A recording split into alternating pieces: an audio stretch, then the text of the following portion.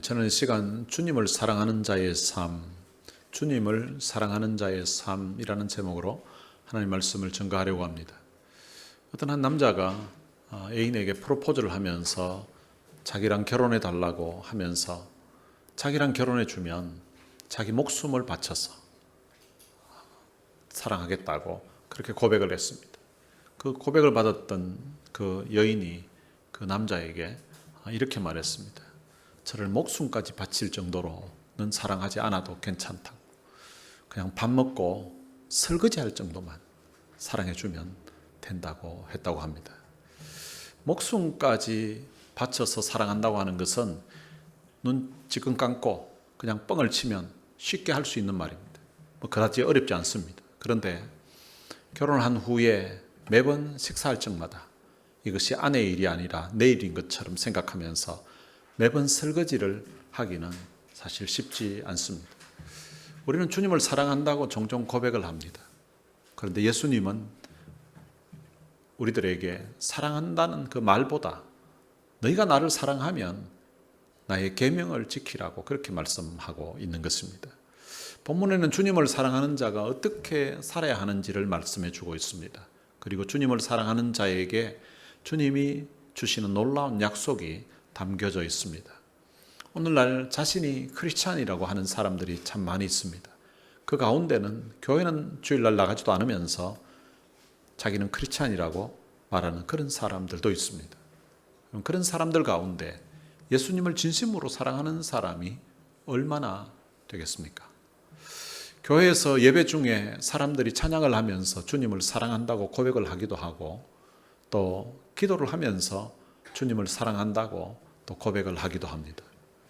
사람들이 사랑을 느낄 때에는 주로 감정적으로 이렇게 느끼게 됩니다. 찬양 부르다가 그 가사의 내용이 감동이 되고, 또 말씀을 듣다가 그 말씀이 내 마음에 참 위로가 되고, 그래서 마음이 참 따뜻해지고 마음이 뜨거워질 때에 주님의 사랑을 느낀다고 이렇게 고백을 하게 됩니다. 그런데 주님은 본문에서 제자들에게 나를 사랑하면 나의 계명을 지키리라, 나를 사랑하면 나의 계명을 지키라고 그렇게 말씀하고 있습니다.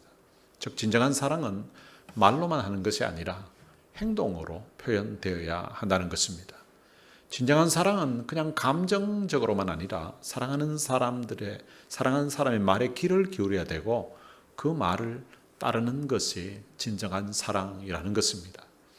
우리가 진심으로 주님을 사랑하는 사람이라면 우리의 삶은 반드시 주님이 하신 말씀에 귀를 기울여야 되고, 그리고 그 말씀에 우리가 순종하면서 살아야 된다는 것입니다. 본문 말씀을 통해서 예수님을 사랑하는 자의 삶이 무엇인지, 그리고 또한 예수님이 그들에게 하신 약속이 무엇인지를 살펴보면서 함께 은혜 받기를 원합니다. 예수님을 사랑하는 자는 그의 계명을 지켜야 한다고 오늘 본문 15절에서 말씀하고 있습니다. 너희가 나를 사랑하면 나의 계명을 지키리라.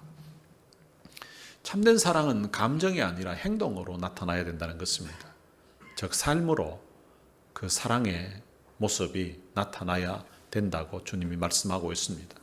사랑은 단순히 말이나 감정으로 표현되는 것이 아니라 사랑은 반드시 삶에 있어서 그 사랑하는 사람의 말에 귀를 기울이고 그 말을 순종하고 따르는 것으로 증명이 되어야 된다고 예수님이 말씀하고 계신 것입니다. 예를 들면 자녀가 부모에게 사랑한다고 말을 할 수 있습니다. 그런데 사랑한다고 그렇게 말을 하면서, 그런데 부모가 하는 말을 무시하고 부모가 하는 말을 거역한다면, 그런데 사랑했다고 한다는 고백이 참된 고백이라고 볼 수가 없다는 것입니다. 학생이 선생님을 향하여서 자기가 존경한다고 하고 또 선생님을 사랑한다고 고백을 하고서는, 근데 선생님이 하시는 그 말씀을 무시하고 선생님이 하시는 그 말씀을 거역한다면, 그것은 실제 그 학생이 선생님을 존경하는 것도 아니고 선생님을 사랑하는 것도 아니라는 것입니다. 마찬가지로 우리가 예수님을 사랑한다고 고백을 하면서 예수님이 하신 그 말씀을 무시하고 내가 하고 싶은 대로 행동하고 내가 하고 싶은 대로 하면서 살아간다면, 우리가 예수님을 사랑한다고 한 그 고백은 진실한 고백이라고 볼 수 없다는 것입니다. 사랑은 감정이나 말로 표현하는 것도 때로는 필요합니다. 우리가 사랑한다는 느낌도 필요하고요. 그리고 참 감정적으로 참 사랑을 표현하는 것도 필요해요. 그리고 또 말하는 것도 필요합니다. 사랑을 말로 표현하지 않고 행동으로만 다 표현하기는 사실은 쉽지 않습니다. 그래 말하는 것도 필요합니다. 그러나 거기에 머물러서는 안 된다는 것입니다. 우리가 감정적으로 사랑을 느끼는 것도 필요하고, 그리고 또 우리가 말로 사랑을 한다는 말하는 것도 고백도 필요하지만 그것에 끝날 것이 아니라 그 다음 우리의 행동으로, 우리의 삶으로 그 사랑이 표현이 되어야 된다는 것입니다. 예수님을 향한 사랑은 감동적으로 찬양을 부르는 것만으로 끝나는 것이 아니라 예수님의 그 하신 말씀을 우리의 마음에 새기면서 우리의 마음으로, 우리의 삶으로, 행동으로 나타나야 된다는 것을 주님이 말씀하고 있습니다. 그래서 예수님께서 나를 사랑하면 나의 계명을 지키라고 말씀하고 있는 것입니다. 사람이 누군가를 사랑하게 되면 그 사랑의 대상이 하는 말에 귀를 기울이게 됩니다. 그 사람의 목소리를 듣고 싶어하고 또 그 사람이 하는 말을 듣고 싶어합니다. 그리고 듣는 것으로 끝나는 것이 아니라 그 사람이 하는 그 말대로 자기도 행동하고 그 사람이 하는 말대로 살아보려고 애를 쓰게 됩니다. 나는 예수님을 사랑한다고 고백을 하면서도 그 예수님의 말씀을 외면하고 있지는 않은지 한번 자신을 살펴보시기를 바랍니다. 나는 신앙생활하면서 내가 예수님이 하신 그 말씀을 내가 따르지 않고 순종하지 않는 부분이 있다면 내가 예수님을 사랑한다고 하는 이 표현이, 사랑한다고 생각하고 있는 이것이 이게 정말 참된 사랑인지 한번 생각해 볼 필요가 있습니다. 나의 삶 속에서 예수님의 계명이, 예수님이 하신 그 말씀이 얼마나 내 삶에 영향을 주고 있고 내 행동에, 내 실천에 영향을 주고 있는지를 오늘 이 말씀을 통하여서 점검해 보시기를 바랍니다. 그런 면에서 요한복음 14장 15절 이 말씀은 우리가 신앙생활을 제대로 하고 있는지를 점검할 수 있는 아주 중요한 말씀이라고 볼 수 있습니다. 예수님을 사랑하는 사람은 예수님이 하신 말씀에 귀를 기울이고 그 말씀에 순종해야 됩니다. 그 순종은 율법적인 어떤 부담이 아니라 주님이 내게 베풀어 주신 그 은혜, 주님이 내게 베풀어 주신 그 사랑에 대한 그 감사하는 마음에서 우러나오는 순종이어야 하고 또한 기쁨으로 드리는, 절거히 헌신하는 그런 모습으로 나타나는 것이어야 합니다. 예수님께서 나의 계명을 지키라고 하셨는데 여기서 말씀하신 주님의 계명은 주님이 지금까지 제자들에게 가르쳤던 그 모든 말씀을 의미하는 것입니다. 예수님은 복음서를 통하여서 사랑에 대해서 많은 말씀을 하셨습니다. 하나님의 사랑에 대해서 말씀하시고 또한 예수님께서 얼마나 그들을 사랑하고 있는지를 말씀해 주셨습니다.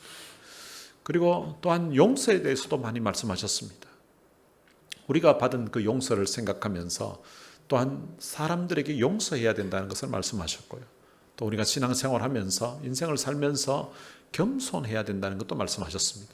그리고 또한 섬김에 대해서 말씀하셨습니다. 특히 오늘 본문 바로 앞장인 13장 34절에 보면 예수님께서 제자들에게 새 계명을 너희에게 주노니라고 하시면서 서로 사랑하라고 하셨습니다. 내가 너희를 사랑한 것 같이 너희도 서로 사랑하라고 하셨습니다. 주님을 사랑하는 자는 주님이 가르쳐 주셨던 이 교훈을 마음에 새기면서 이 계명을 마음에 새기면서 살아야 되는 것입니다. 주님이 주셨던 이 용서의 교훈을 마음에 새겨서 하나님이 우리를 용서해 주셨던 것처럼 주님이 우리를 용서해 주셨던 것처럼 우리도 삶 가운데서 다른 사람들이 내게 잘못했을 때에 그들을 용서하는 그런 너그러운 마음으로 살아야 된다는 것입니다. 그리고 또한 주님이 우리에게 보여주신 그 사랑, 내가 너희를 사랑한 것 같이 라고 표현할 정도로 주님이 제자들의 그 발을 씻으시면서 보여주셨던 그런 사랑의 섬김, 그것들을 우리의 삶의 모본으로 삼아서, 본으로 삼아서 우리도 그 말씀대로 순종하면서 실천하면서 살아야 된다는 것입니다. 그리고 주님이 섬김의 본을 보여주셨습니다. 제자들 가운데서 서로 크다고 이렇게 다투고 있을 때에 나는 너희 가운데 섬기는 자로 있다고 그러시면서 그 당시 가장 천한 종들, 서열이 낮은 종이 하는 그 발을 씻는 것을 통하여서 섬김이 무엇인지를 주님이 보여주신 것입니다. 바로 주님이 보여주셨던 그 섬김의 본을 따라서 우리도 서로 섬기면서 그렇게 살아야 된다는 것입니다. 말만으로 나는 겸손하다고, 말만으로 나는 누구나 다 용서할 수 있다고, 말만으로 나는 누구든지 사랑한다고 이렇게 표현하는 것이 아니라 삶으로서 오늘 주님의 사랑을 받은 사람들은 자기가 주님을 사랑한다면 삶으로서 주님을 사랑하는 그 모습을 보여주어야 된다는 것입니다. 오늘 여러분들의 삶이 말이 아니라 참 삶으로서 주님을 사랑하고 삶으로서 성도들을 사랑하는 모습을 보여주는 그런 삶이 되시기를 주님의 이름으로 축원합니다. 그리고 예수님을 사랑하는 자에게 보혜사 성령을 보내주시겠다고 16절에서 약속하셨습니다. 내가 아버지께 구하겠으니 그가 또 다른 보혜사를 너희에게 주사 영원토록 너희와 함께 있게 하리니라고 말씀하셨습니다. 그리고 17절에 보면 그는 진리의 영이라고 그렇게 말씀하고 있습니다.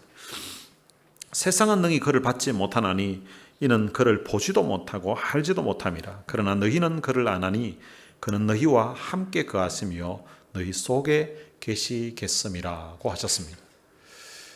예수님은 자기를 사랑하면 계명을 지키라고 했는데, 근데 사실은 이 제자들이 스스로의 어떤 힘으로는 주님이 주셨던 그 계명을 지킬 수 없다는 것을 주님이 알고 계셨습니다. 지금은 주님이 옆에 있으니까 주님과 함께 그 계명을 지키려고 애를 쓰지만 주님이 떠나시고 나면은 그들 스스로 계명을 지킬 수 없다는 사실을 알고서 예수님께서는 자신이 떠나시고 나면 다른 보혜사를 보내주시겠다고 하셨습니다. 이 보혜사라는 것은 돕는 자라는 뜻도 있고요. 그 단어 뜻은 변호사라는 그런 뜻도 있고, 그리고 함께하는 자라는 뜻도 있고, 또 위로자, 상담자라는 그런 뜻이 있습니다.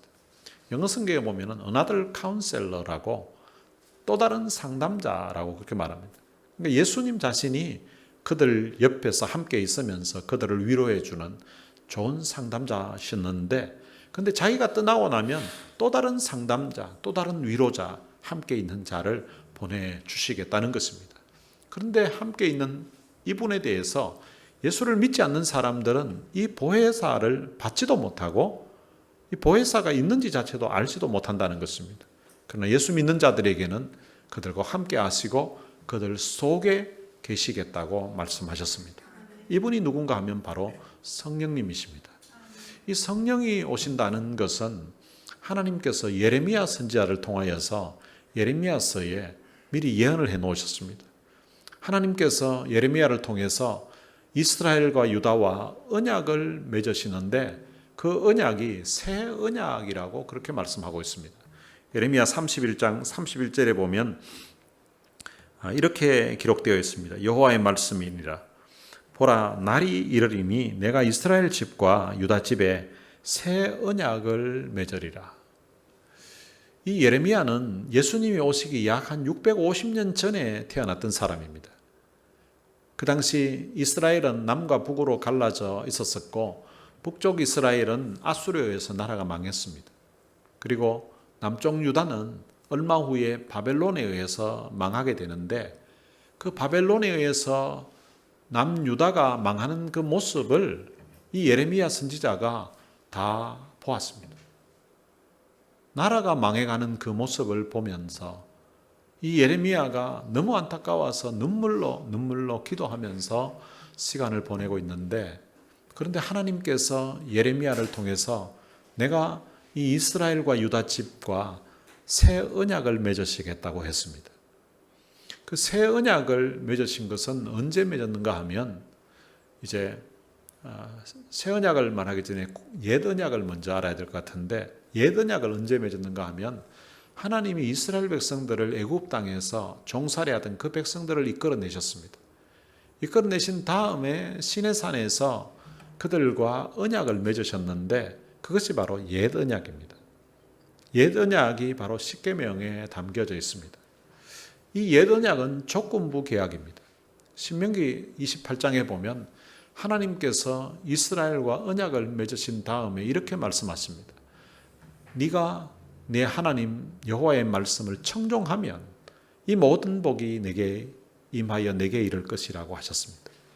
그러니까 이스라엘 백성들이 하나님의 말씀을 청종하면, 즉 하나님의 말씀을 듣고 그 언약대로 그 말씀대로 순종을 하면은 그 결과로 하나님이 복을 주시겠다는 것입니다. 그런데 그 계명을 지키지 못했을 경우에는 네가 만일 내 하나님 여호와의 말씀을 순종하지 아니하여 내가 오늘 내게 명령하는 그 모든 명령과 규례를 지키지 아니하면 이 모든 저주가 내게 임하여 이를 것이라고 이렇게 말씀하셨습니다. 그러니까 하나님의 말씀에 순종하지 아니하면 그들이 저주를 받게 된다는 것입니다. 이때 이스라엘 백성들이 하나님이 주셨던 그 계명, 그 언약을 다 지키겠다고 그렇게 하나님과 언약을 맺었습니다.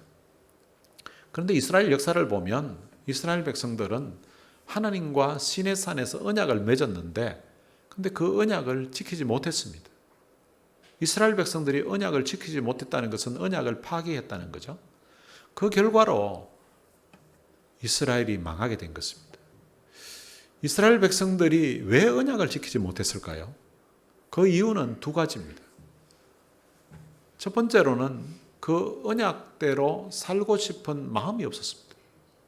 두 번째는 그 하나님이 주신 언약대로 살 능력이 없었습니다. 그러니까 하나님의 언약대로 살 마음도 없고 하나님의 언약대로 언약을 지킬 능력도 없기 때문에 지킬 수가 없었던 것입니다. 그래서 하나님께서 이번에 새 언약을 맺으시겠다고 약속하시면서는 새 언약은 옛 언약과 다를 것이라고 말씀했습니다. 예레미야 31장 32절에 기록되어 있는데요. 이 언약은 내가 그들의 조상들의 손을 잡고 애굽 땅에서 인도하여 내던 날에 맺은 것과 같이 아니할 것은 다르다는 거죠. 내가 그들의 남편이 되었어도 그들이 내 언약을 깨뜨렸음이라. 여호와의 말씀이니라. 그러니까 옛 언약과 이 새 언약은 다를 것이라고 말씀합니다. 옛 언약은 마치 하나님이 이스라엘 백성들과 이제 결혼을 하는 것처럼 하나님이 남편이고 이스라엘 백성들은 이제 신부인 것처럼 그렇게 이제 언약을 맺었는데 그런데 그들이 그 언약을 파기했다는 것입니다. 그래서 새 언약은 다르다고 했는데요. 33절에 그러나 그날 후에 내가 이스라엘 집과 맺을 언약은 이러하니 곧 내가 나의 법을 그들의 속에 두며 그들의 마음에 기록하여 나는 그들의 하나님이 되고 그들은 내 백성이 될 것이라. 여호와의 말씀이니라. 여러분, 옛 언약은 그 언약의 내용을 돌에다가 하나님이 기록했습니다.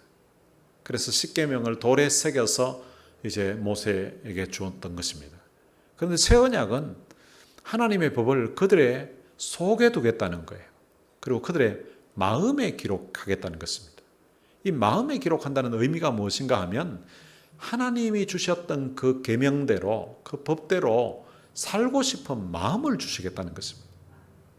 그 마음을 어떻게 주시는가 하면 성령을 우리 속에 거하게 하겠다는 것입니다. 우리 마음에 성령이 거하게 하겠다는 거예요.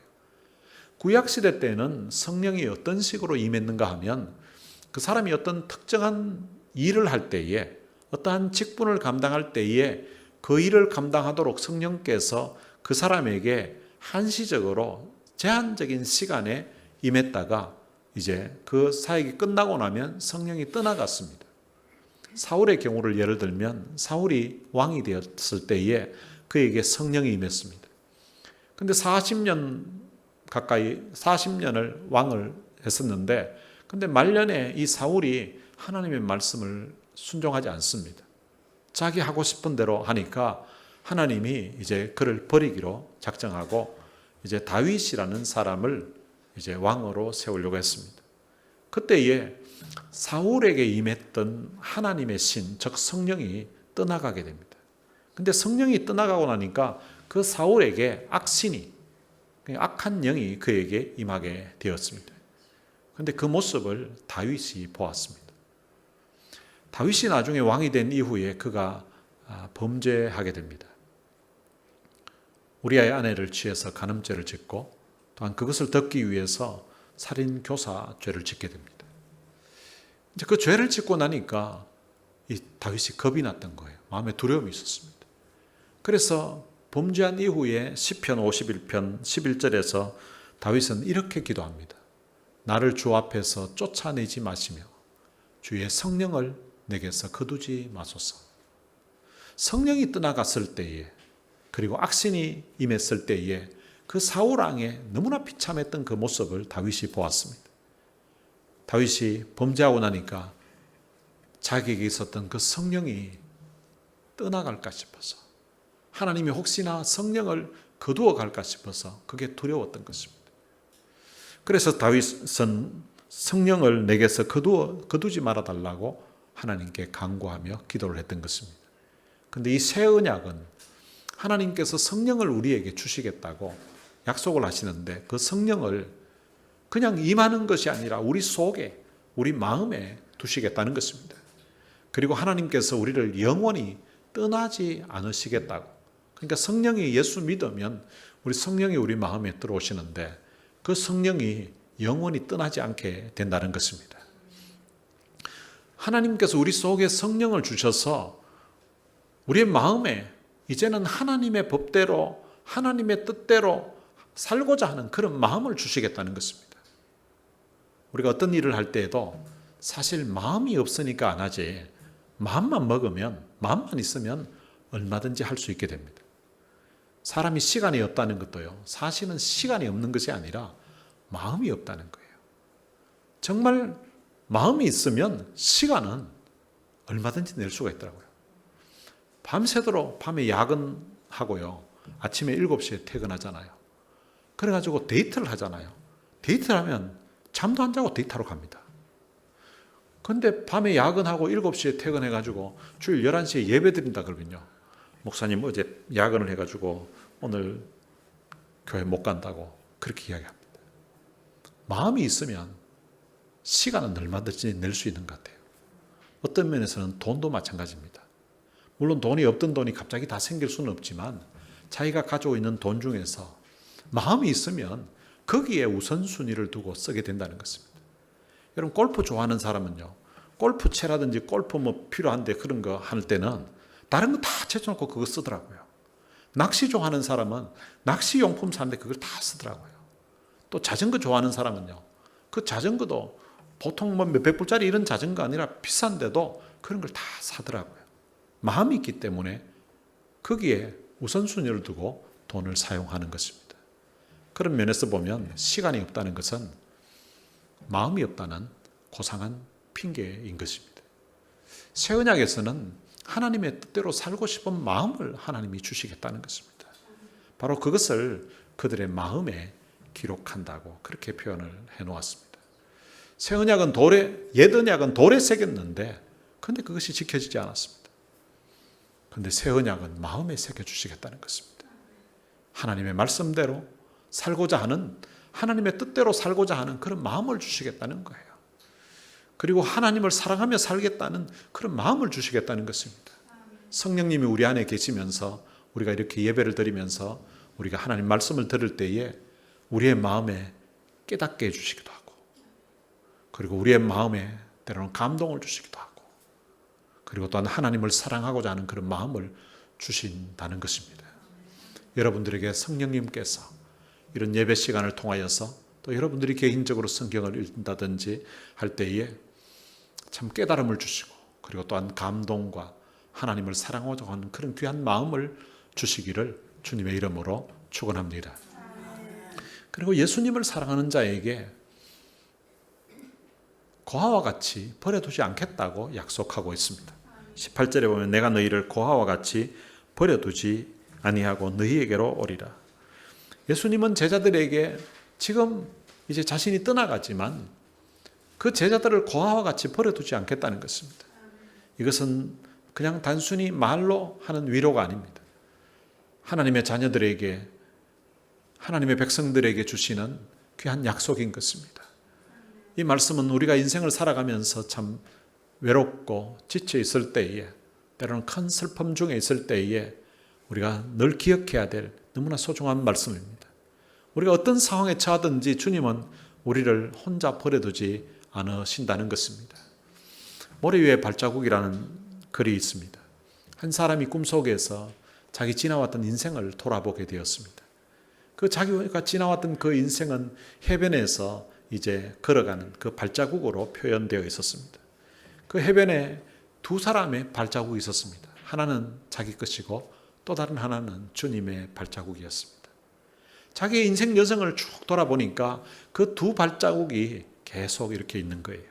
근데 어느 한 지점에 보니까 발자국이 한 사람 것밖에 없는 거예요.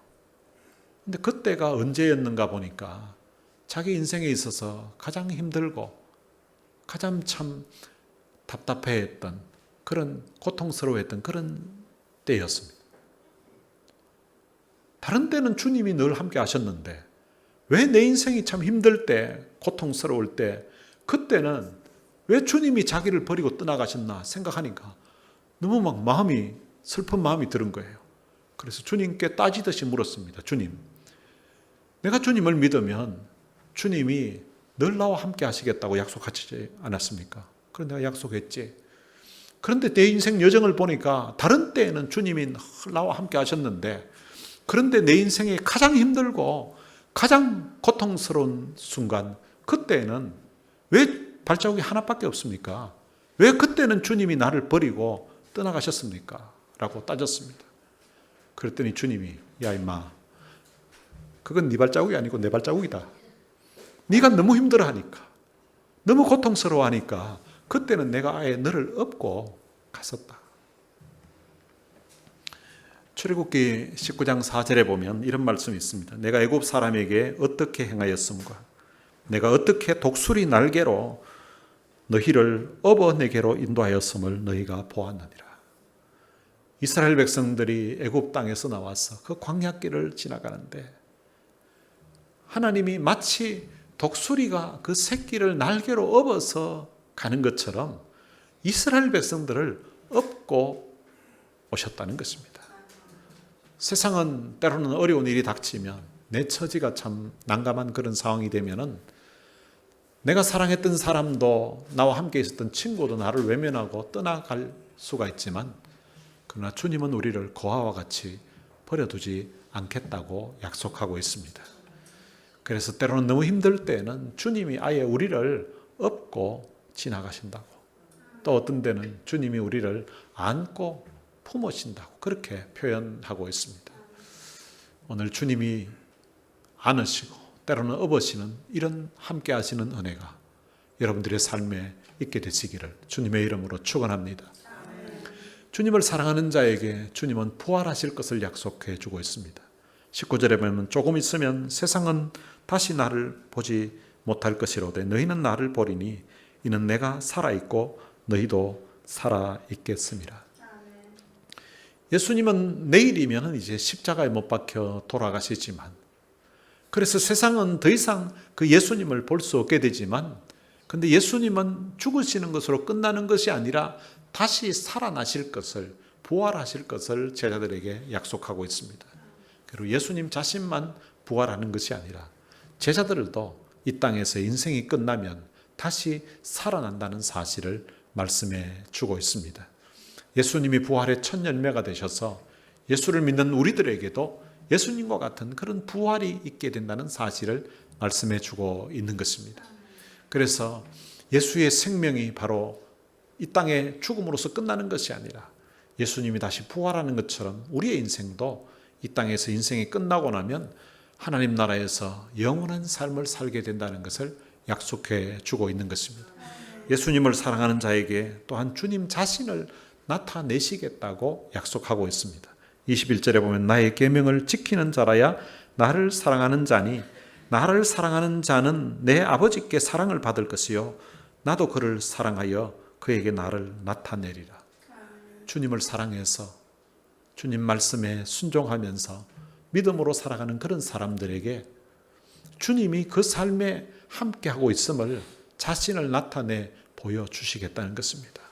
우리가 믿음으로 살아가는 그런 삶을 살게 되면 주님이 우리 가운데 함께 하신다는 것을 사람들로 하여금 알 수 있도록, 혹시 사람들은 모른다 할지라도 내가 주님이 나와 함께 하시구나 하는 것을 알 수 있도록 나타내 보여주시겠다고 약속하고 있습니다. 그렇게 말씀했더니 22절에 보면 가룟인 아닌 유다가, 이 가룟인 아닌 유다라는 말은 가룟 유다가 있는데 예수님의 제자 중에 동명이인이 한 사람 더 있은 거예요. 또 다른 유다를 이야기합니다. 가룟 유다가 아닌 다른 유다가 주님에게 이렇게 질문을 합니다. 주여, 어찌하여 자기를 우리에게는 나타내시고 세상에는 아니하시려 하나이까? 그러니까 주님이 왜 우리에게만 나타나시고 세상에는 안 나타나시냐고 이렇게 물었습니다. 사람이 나를 사랑하면 내 말을 지키는데, 그리고 예수님의 그 말을 지키는 사람들에게 그와 함께 하시겠다고 주님이 다시 약속하고 있습니다.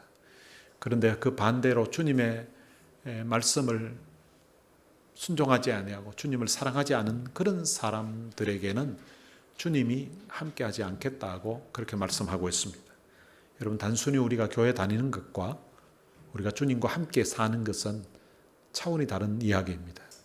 오늘 우리들은 우리 안에 주님을 모시고 살아가는 사람들입니다. 너희가 나를 사랑하면 나의 계명을 지키라고 말씀하고 있습니다. 여러분, 우리가 말로 사랑한다고 하는 것도 때로는 필요하지만, 그런데 우리의 삶으로서 주님이 하셨던 그 말씀을 우리의 마음에 새기면서 주님을 사랑하면서 살아야 된다고 말합니다. 우리가 그렇게 주님을 사랑하면서 살아가면 주님이 우리를 고아와 같이 버려두지 않겠다고 합니다. 주님은 부활하셔서 자신을 우리의 생애 가운데 주님의 함께 하심을 보여주시겠다고 약속하고 있습니다. 때때 우리의 삶에 어려움이 있을 때 우리 하나님 앞에 기도하면 기도의 응답으로 주님이 우리와 함께 하신 것을 보여주시고요. 또한 우리의 삶의 여러 가지 경험을 통하여서 주님이 내 인생에 관여하고 계시고 나와 함께 하신다는 것을 보여주시겠다고 약속하신 것입니다. 오늘 우리들은 예수님을 사랑하는 자로 부름을 받은 사람입니다. 사실은 우리가 주님을 먼저 사랑한 것이 아니라 주님이 자신의 몸을 십자가의 죽음의 자리에 내어주시면서 우리를 향한 그 귀한 사랑을 먼저 보여주신 것입니다. 예수님의 사랑을 받았던 우리도 예수님을 사랑한다고 고백을 하는데, 우리가 말로만 아니라 우리가 행동으로, 우리의 삶으로 주님을 향한 그 사랑을 표현하면서 살아야 되는 것입니다. 그렇게 우리가 주님을 삶으로서 사랑하면 주님은 우리 인생길에 늘 함께 하시면서, 때로는 우리가 힘들고 지칠 때에도 그분은 우리를 업고 가시면서, 때로는 우리를 안고 가시면서 우리와 함께 해주시겠다고 약속하고 있는 것입니다. 이 주님의 동행하심과 은혜가 여러분들의 삶에 함께 하시기를 주님의 이름으로 축원합니다. 오늘 들은 말씀 생각하면서 찬양을 한 곡 부르겠습니다. 너는 내 아들이라 라는 찬양입니다. 힘들고 지쳐 낭망하고 넘어져 일어날 힘 전혀 없을 때에 그때 조용히 다가와 손잡아 주시며 나에게 말씀하시는 분이 계시다고 합니다. 어떤 때는 나 자신에게 실망할 때도 있고요. 나에게 실망하여 내 자신 연약해 고통 속에 눈물 흘릴 때에 못자국 난 그 손길 눈물 닦아주시며 주님이 말씀하십니다. 너는 내 아들이라고. 오늘날 내가 너를 낳았도다. 너는 내 아들이라고. 나의 사랑하는 내 아들이라. 여기서 이 아들이라고 하는 것은 아들과 딸을 다 통칭해가지고 아들이라고 표현하고 있는 것입니다. 가사의 의미를 생각하면서, 들은 말씀 생각하면서 오늘 지나왔던 우리 인생에 참 힘들고 지쳐 낭망하고 있었던 그때도 한번 회상해 보면서 함께 이 찬양 불렀으면 좋겠습니다.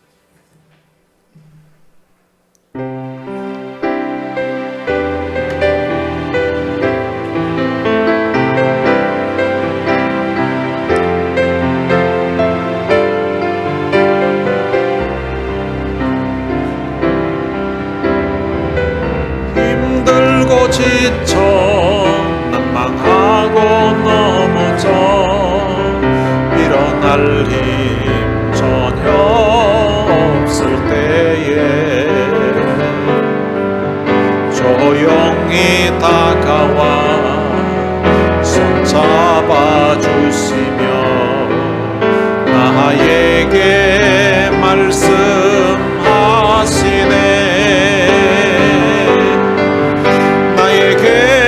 실망하며 내 자신 연약해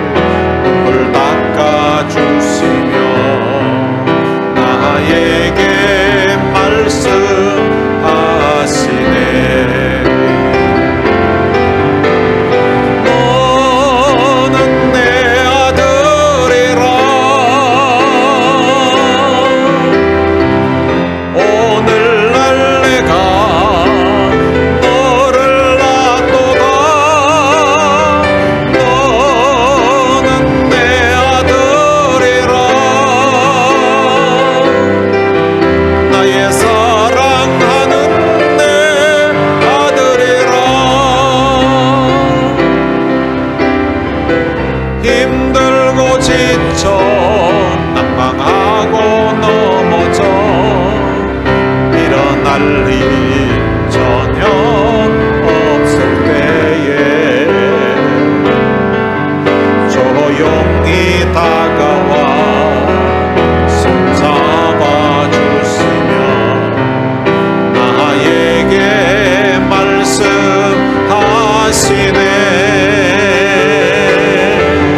나에게 실망하며 내 자신 연약해 고통 속에 눈물 흘릴 때에 자국 난 그 손길 눈물 닦아주시며 나에게 말씀하시네.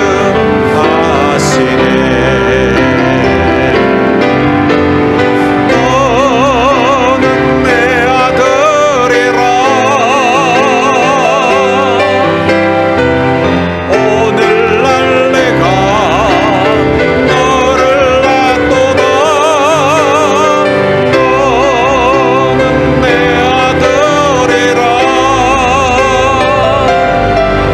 나의 사랑하는 내 아들이라. 언제나 변함없이 너는 내 아들이라.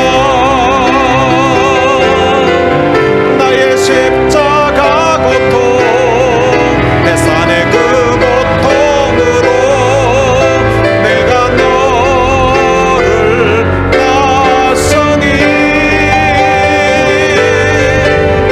너는 내 아들이라. 오늘날 내가 너를 낳도다. 너는 내 아들이라. 나의 사랑하는 내 아들이라.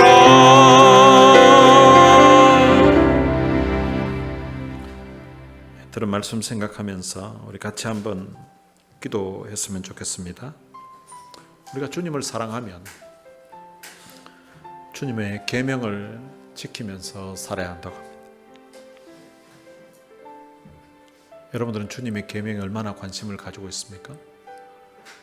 주님의 말씀을 얼마나 관심을 가지고 또 그 말씀을 들으려고 하고 그 말씀을 읽으려고 하고 그 말씀을 지키면서 살겠다고 생각하면서 살아가고 있습니까?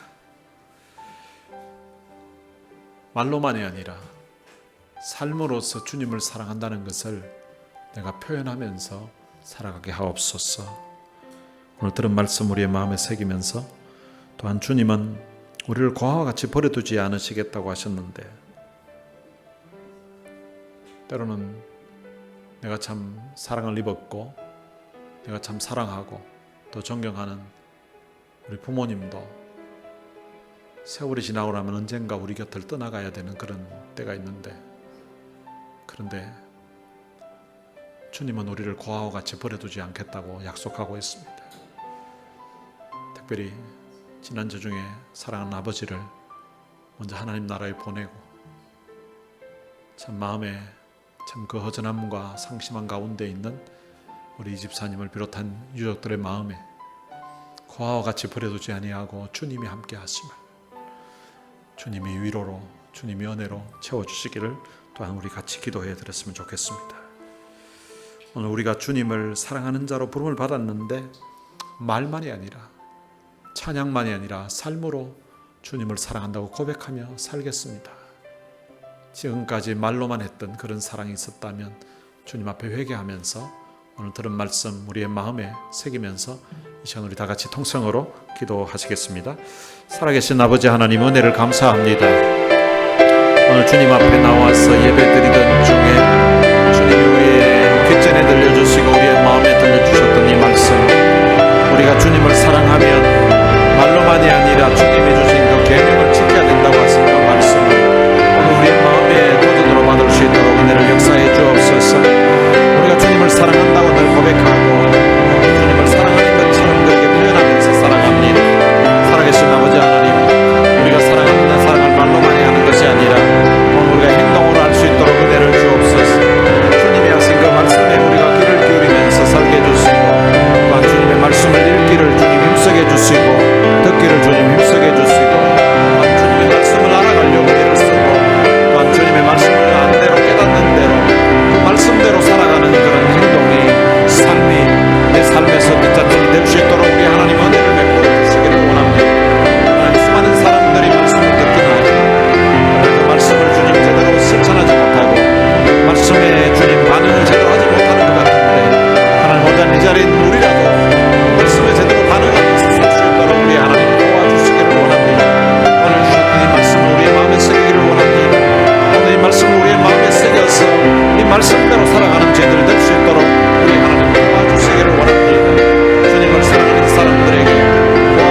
버려두지 않겠다고 주님이 약속하셨는데, 살아계신 아버지 하나님, 오늘 이 시간 주님 사랑하는 아버지를 먼저 보내고 이 땅에 주님 아버지 없이 이제 지내야 되는 우리 집사님을 주님 위로해 주시기를 원합니다.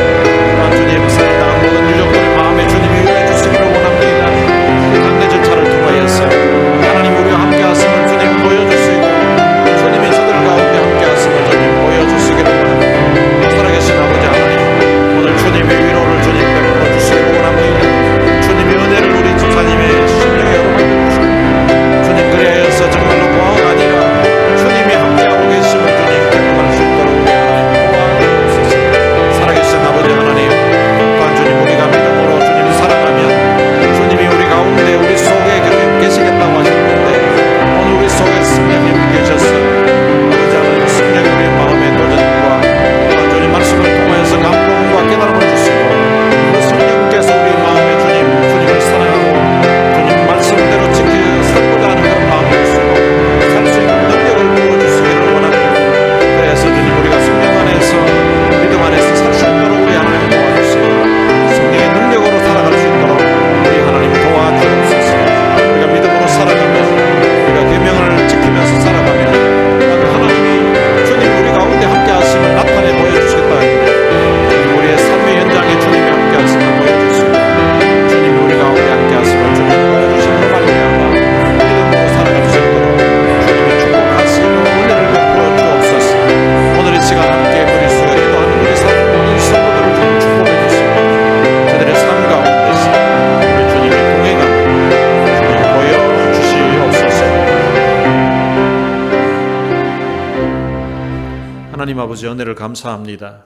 오늘 주님 앞에 나와서 예배드리던 중에 정말 우리가 주님을 사랑하면 주님의 계명을 지켜야 된다는 사실을 우리의 마음에 도전해 주시니 참으로 감사합니다. 우리가 주님을 사랑한다고 고백도 하고 또한 기도도 하고 찬양도 했지만, 그러나 때로는 우리의 삶의 행동이 주님을 사랑하는 행동으로 표현하지 못할 때가 참 많았던 것 같은데, 오늘 이 시간부터는 우리가 주님을 사랑한다는 것을 말로만이 아니라 우리의 삶으로서 보여드리는 삶을 살 수 있도록 축복해 주옵소서. 주님, 우리가 주님을 사랑하고 주님의 계명을 지키면서 살아가면 주께서 우리를 고아와 같이 버려두지 않으시고 우리와 함께 하시겠다고 약속하셨듯이, 오늘 사랑하는 아버지를 먼저 하나님 나라로 보내고 마음의 허전함과 또한 상심함 가운데 있는 우리 집사님을 비롯한 모든 유족들에게 주님이 위로해 주시기를 원합니다. 그래서 주님이 고아와 같이 버려두지 아니하고 함께 계심을 주님 장례 일정을 통하여서도 경험하게 하시고, 또한 삶 가운데 경험할 수 있도록 은혜를 베풀어 주옵소서. 우리가 주님을 사랑하면 또한 주님이 우리의 삶 가운데서 우리와 함께 하심을 나타내 보여주시겠다고 하신 주님 참으로 감사합니다. 우리가 믿음으로 살아갈 때에, 또한 말씀에 순종하면서 살아갈 때에 기도의 응답을 통하여서, 또한 우리의 삶에 주님이 베푸시는 은혜를 통하여서 주님이 우리 가운데 함께 하심을 늘 느끼면서 살아갈 수 있도록 축복해 주옵소서. 우리 주 예수 그리스도의 은혜와 하나님의 무한하신 사랑과 성령님의 위로교통 충만하심이, 주님을 사랑하면 나의 계명을 지키라고 하셨던 이 말씀을 우리의 마음에 새기면서 주님 말씀대로 살 것을 마음에 다짐하는 주의 귀한 자녀들 머리 위에 이제로부터 영원토록 함께 있을지어다. 아멘.